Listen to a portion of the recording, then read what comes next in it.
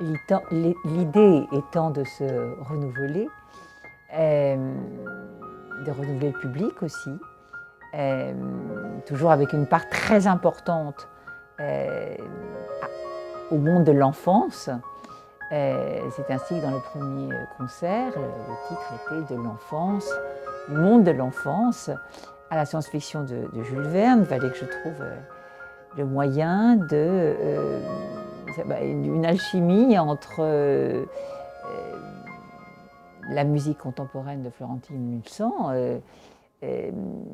Nous avons choisi des œuvres extrêmement oniriques, Alexandra et moi, mais il fallait les combiner quand même avec Ma Mère Loi de Ravel que nous avons choisi, où Alizé Soudé a dit des textes avec une... c'est compliqué parce que, étant au piano, je l'écoutais avec une telle ferveur que j'ai failli oublier de partir dans La Belle et la Bête. Et puis après, elle a dansé en improvisation. C'était fascinant, paraît-il. Elle était en bas de la scène, donc on ne la voyait pas, nous étions sur la scène, dans les jeux d'enfants de Bizet.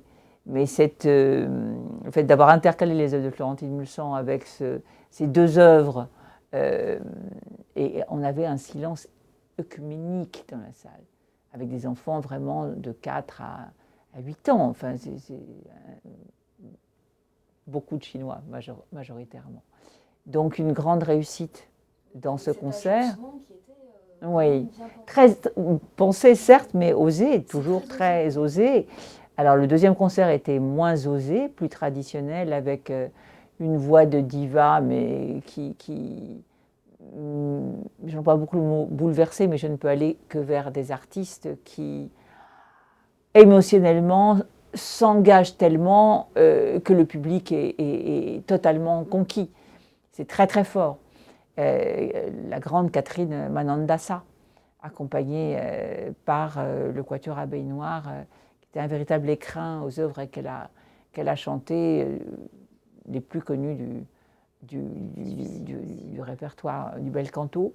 Et puis alors le dernier concert, qui est une grande première, avec ce maître incontesté mondial du héros, d'une simplicité, d'un charisme. Dès que la moindre phrase a un sens et une portée, là encore, j'emploie le mot émotion émotionnelle, mais c'est ça. C'est ça qui me fait penser, concevoir les programmes par rapport aux artistes auxquels je pense, qui pour la plupart je connais, comme Alexandra Mandievskaya et Yuri Kuroda, qui ont l'habitude de jouer ensemble. Mais enfin, c'était un intrus de très très grand style qui s'est parfaitement incorporé dans avec ce duo. Mais des moments oniriques nous avons vécu cet après-midi. Oniriques. Il y avait une sorte de chacun, Yuri et Guyogan ont joué en soliste, et puis après il y a eu le trio avec Alexandra. Magique, magique. Donc oui, ces moments de beau sont essentiels dans ma propre vie, autrement je ne le ferais pas. Ce dépassement, l'idée du renouvellement permanent, c'est quelque chose qui